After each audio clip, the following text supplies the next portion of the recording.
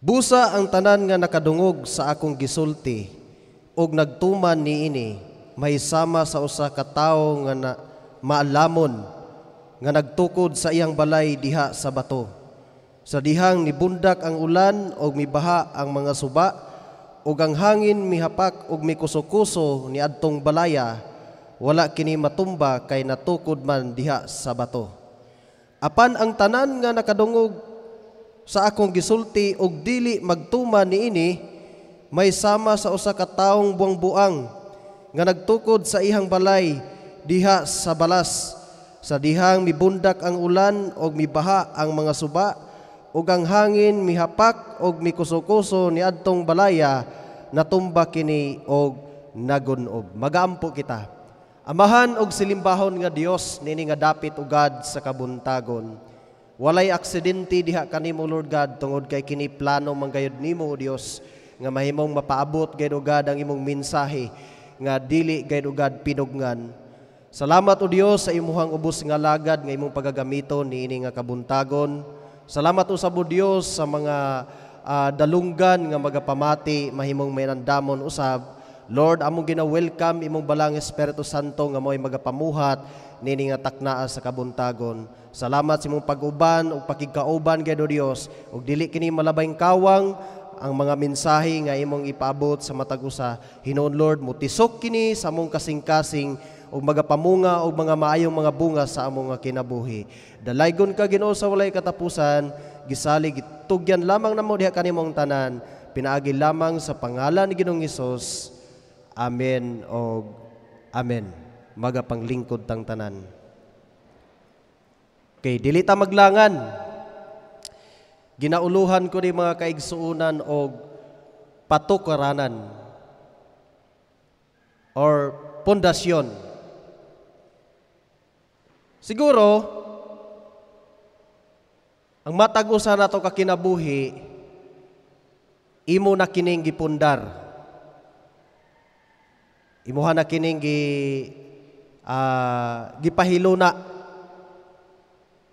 Pero sa pasahe nga atong gibasa mga kaigsuunan, magahisgot kita og duha ka klaseng tao.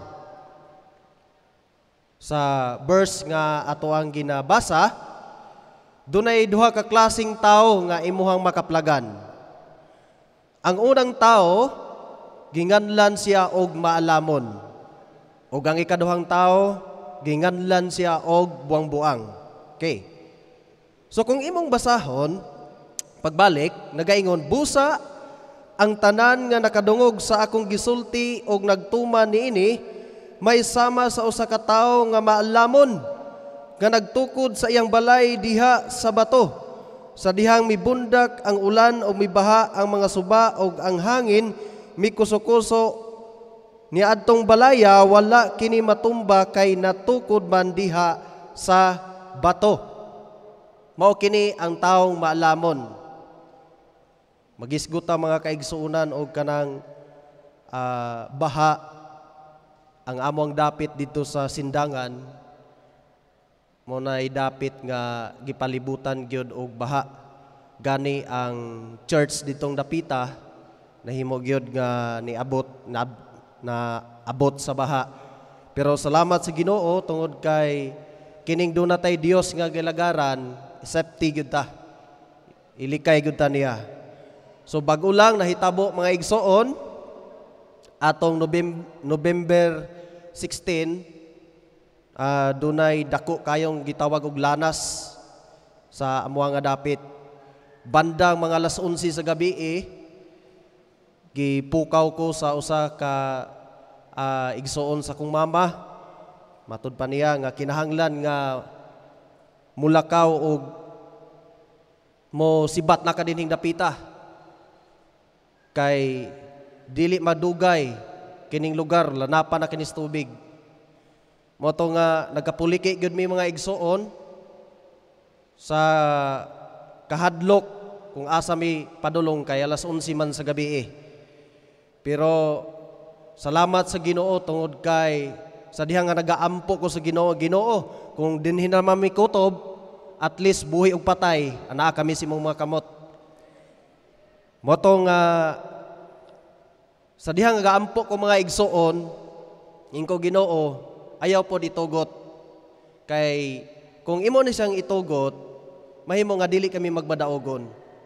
Mahimo nga ang amo nga kinabuhi, mga wala mi dapita nga dili mi maka-testimony sa unsa imong pagkamayo dinhi kanamo. Moto nga salamat sa Ginoo mga kaigsunan, mga alauna sa gabi nahimong ning hura ang maong baha. Unya amo na lang na balitaan pagkaugma nga daghan kayong mga hayop ang nangamatay. Salamat sa Ginoo kay sa among dapit nahimo ra gyung wala gyud nakalas nga tao. O kana gipasalamatan gyud namo ang Dios. Balik ta mga kaigsunan sa tuwa karong ginaisgutan. Kanang taong maalamon. Kadto ning mga tao nga nakadungog sa mensahe sa pulong sa Dios ug nagtuma niini. Wala bitaw nila taken for granted ang mga pulong nga nadungog nila sa ilang nga kinabuhi. Kadto ning mga tao nga uhaw kanunay gayud sa pagpamati sa pulong sa Ginoo.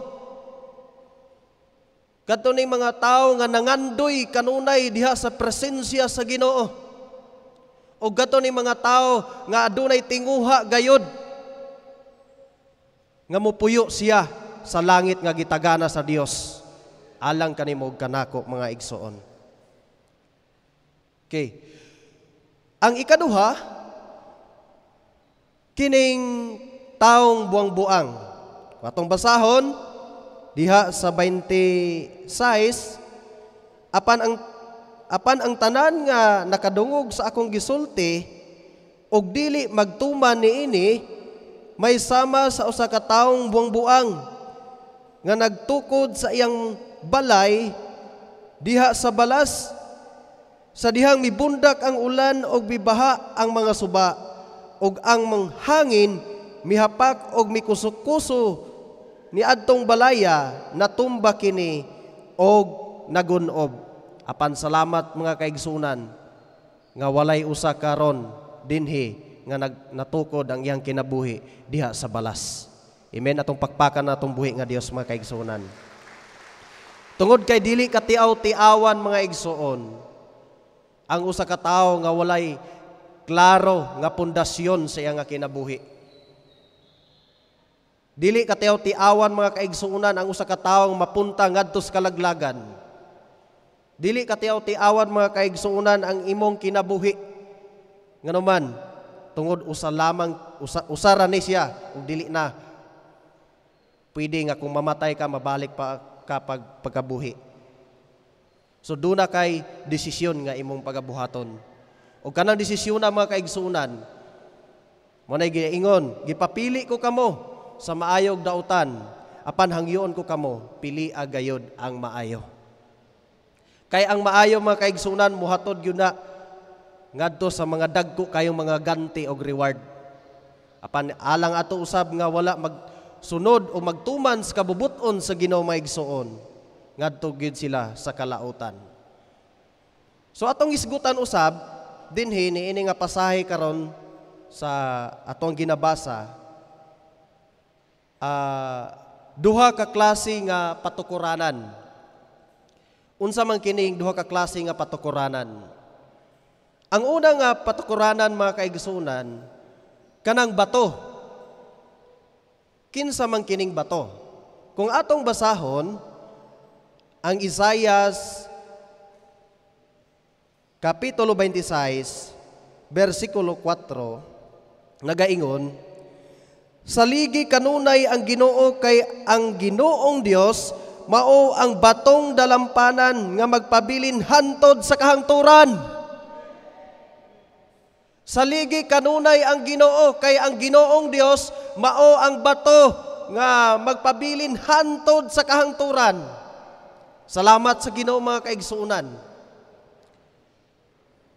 Nga kitang tanan ang atong kinabuhi nahimong napundar diha gayod sa bato. O kining bato mga kaigsunan, nagrepresent kini sa atuang buhi nga Dios. Naghulagway kini mga kaigsuunan sa ato agayod nga buhi nga Dios.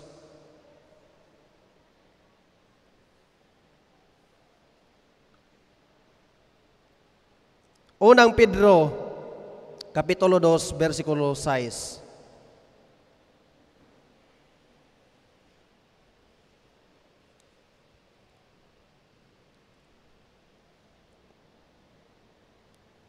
Nagaingon,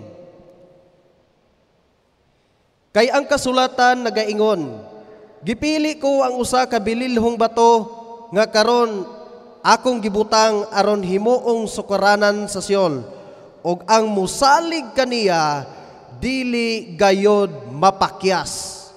Amen. Usa lamang ang dili gayod mapakyas, mga kaigsunan, mao lamang ang atoa gayod nga buhing Dios. Wala siya'y landong sa pagkausab. Wala siya'y pagkabalhin, mga kaigsunan. Ang iyang saad, magapabilin gid na sa imo nga kinabuhi. Ang saad diya, mga kaigsunan, nindot gid kaayo na sa ato gid nga kinabuhi. Muna nga nagaingon diha nga gipili ko ang usa ka bililhong bato nga karon akong gibutang aron himuong sukaranan sa Siol, ug ang musalig kaniya dili gayod mapakyas. Hallelujah. Kasagaran, mga kaigsuunan, sa atong nga kinabuhi puno sa kapakyasan. Amen ba? Siguro dunay mga higayon nga nakalimot ka nga dunay Ginoo ba? Salig na lang ka sa imuhang silingan, salig na lang ka sa imong ginikanan, o ni salig na lang ka sa imong igsuon. Pero igsuon, kung ang Dios mo'y atong saligan, ang Dios mo'y atog yung kadangpan, dili og dili yung ka mapakyas. Ang Salmo 118, versikulo 8 nga nagaingon, mas maayo pa ang pagdangop sa Ginoo kaysa pagsalig sa tao. Ngano man nga giingon dito? Tungod kay way lain nga nakahibalo gayod, mga kaigsunan, sa tong ugma mao ang atong Dios. Kahibalo siya sa imuha nga status sa imo nga kinabuhi. Kahibalo siya sa maabot sa atong nga kinabuhi. Kahibalo siya kung asa ka dapita mahimong mapakyas, ug kahibalo po na siya asa kadapita nga mubangon, mga igsoon. Una nga, ang pinaka-importante gayod nga ang atong pagtuo ug pagsalig naalang gyud na sa atoa gayod nga buhi nga Dios. Tungod kay daghan kaayo mga paglingla, mga kaigsuonan, labi na karon ining atong kapanahonan, dili na masabot ang dagan, no? Pero usa lamang, mga igsoon, nga kuha gyud nga ikabilin. Mao lamang gayud nga aduna gyud tay hugot nga pagtuo diha sa Ginoo. Kay tayugon gyud ni. Tayugon gyud ang atong pagtuo diha gayud sa Ginoo, mga kaigsunan. Na natas katapusang kapanahonan. Okay. So ang sunod, mga igsoon, nga ikaduha nga klase sa patukuranan, kanang balas. Unsa man kining balas?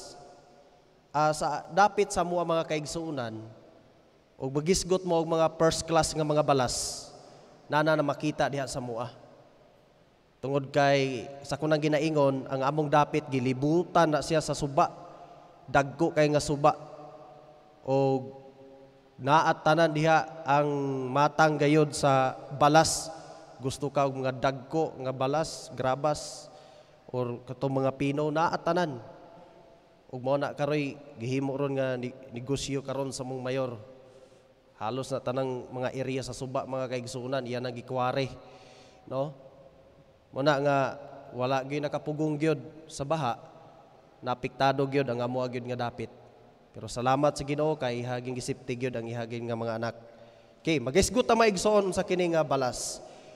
So, ang balas atong basahon ang libro diha sa ikaduhang Timoteo Kapitulo 3 versikulo 1 paingon sa 5. Nagaingon, Angay mong masayran nga sa katapusang mga adlaw. Moabot ang mga malisud nga panahon. Ang mga tao magunahuna lamang sa ilang kaugalingon, hakog, hambugiro, tigbutang-butang, masupilon sa ilang mga ginikanan, dili mapasalamaton, dili Dios non, wala sila'y kaluoy, walay poangod, tigbutang-butang, mapatuyangon, bangis, madinumtanon sa maayo, palabihon, mabudhion sila, mapasagaron, o garbuso kaayo. Palabihon nila ang kahilayan kaysa sa Dios. Nagpabilin silang relihiyoso. Apan gisalikway nila ang matuod nga gahom. Niini likay kining mga tawhana.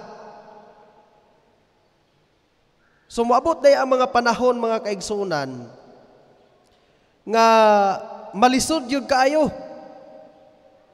Nga ang mga tao naghunahuna lamang sa ilang kaugalingon. Na ginaingon sa verse 2 nga, hakog, hambugiro, tigbugal-bugal, masupilon sa ilang mga ginikanan, dili mapasalamaton o dili Dios non. Kini nga klase nga tao, mga igsoon, or kinaiya nga makita nimo, ang ila day nga kinabuhi napundar diha sa balas. Then luoy kayo, nga naman, tungod kay inigabot sa panahon, mga kaigsuunan, nga dunay dako kaayo nga pagkusukuso, baha man or trahedya, mga kaigsuunan, dali ragyog kini siyang mabanlas. Tungod kay ang iyahang kinabuhi is napundar diha sa balas. Apan dili na mo'y ato gayong pukusan, mga igsoon. Mupokus kita diha gayod sa bato nga mao si Ginoong Hesukristo sa ato nga kinabuhi. Amen? Kay moabot yun ang panahon, mga igsoon, nga ang atong matag-usa nato kapag tuo diha sa Ginoo, ang atong matag-usa nato kakinabuhi, tay-ugon yun eh. Amen?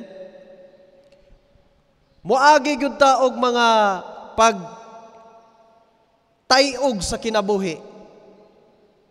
Moagi yun ta og mga paglutos sa atong kinabuhi. Pero sa diha nga malagpasan nimo na, mga kaigsuunan, sa diha nga mubarog ka, taliwala gayod sa mga pagsulay sa imong kinabuhi, mga igsuon, mo na'y ginaingon, ang imong kinabuhi napundar diha gayod sa bato nga mao si Ginoong Hesukristo. Salamat sa Ginoo, mga kaigsuunan, tungod kay bisan sa kalayo sa dapit, mga igsoon, kaduha mi gusto nga muanhi gyud ni permiro, wala gyud mi kalusot diri sa Misamis Occidental, no? Tungod kay kana liging border lagi, nagkinahanglan lagi pod og swab test, no? Nya daghan pang mga requirements, mga igsoon, mo to nga wala mi kadayon ug dili pod siguro kabubuton sa Ginoo. Kay kung nakadayon mo yung mga igsoon dinhi, dili po mi makasinati atong dako kay nga baha nga amuang na-encounter, mga igsoon, atong November 16. Nga nahimo gyud nga dili gyud namo malimtan sa mga kinabuhi. Pero sa gihapon, mga kaigsuuna, nagapadayon kaming nangalagad sa Ginoo. Nagapadayon kami nga nimbarog gayo diha sa Ginoo. Nagapadayon kami nga nagpagamit gayo diha sa buluhaton sa atong buhi nga Dios. Magkinaunsa man siguro ang dagan sa kinabuhi, mga igsoon. Magkinaunsa man siguro ang dagan sa tuwa gayod nga palibot. Pabilin lang yun ta diha nga mubarog gayod sa atubangan sa atong buhi nga Dios. Nganuman, kay kanang imong pangabudlay, mga igsoon, dili yun na makawang atubangan sa atong buhi nga Dios. Daghan ang mga pastor nga nanguli na diha sa Ginoo. Nga hantod karong orasa mga kaigsunan, buhi mangka tungod kay doon na pa'y gustong ipabuhat ang Ginoo sa ato nga kinabuhi. Mao lamang nga muubay lang yun ta unsa gikabubuton sa Ginoo. No? Obedience mga kaigsunan brings blessings. Ang pagkamasinubtanon magdalag yun din nato diha gyud sa panalangin. Padayon lang yun ta nga mga lagad sa Ginoo.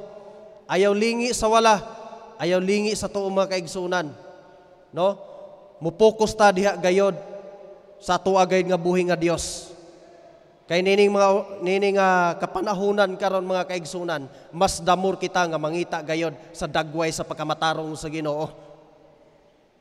Mas damor kita nga mudangop gayod diha sa mga pag-ampo mga igsoon. Mas damor kita nga mangita gayod diha gayod sa Ginoo. Kay moabot ang panahon mga kaigsunan nga ang pulong sa Dios dili na ginawali. Matod pa sa Amos 8:12 nga maabot ang mga panahon nga dili na maabot ang dako kayong kagutom. Gutomon ang katawhan apan dili sa pan, uhawon sila apan dili sa tubig. Gutomon sila sa mensahe nga gikan sa Ginoo. Ako ang Ginoong Dios mo'y nag-ingon niini. Mo na nga mintras mga kaigsunan nga libre nga mamati ka sa pulong sa Ginoo, pahimusli ang higayon. Abrihi ang imong kasing-kasing. Abrihi ang imong salabutan. Pagtuon diha sa pulong sa Ginoo. Nga naman, kung ang usa ka Kristohanon, relax la kayo sa ihang kinabuhi, diha gyud siya atakihon sa kaaway. Ang kaaway mga kaigsunan, nangita lang na siya pamaagi, paunsa ka nga mahimo nga mapukan. Paunsa kang mahimo nga mawala diha sa presensya sa Ginoo. Pero ang Dios kanunay nagadasig yun kanunay kanato.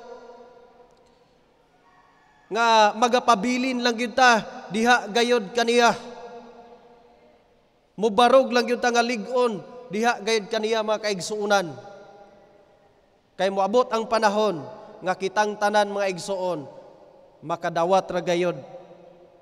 Sumala rapod sa imuha gayod nga pagkinabuhi. Sumala rapod sa imuha gayod nga pagsunod diha sa kabubuton sa Ginoo. Sa katapusan mga igsoon, ang Juan 16:33 atong basahon.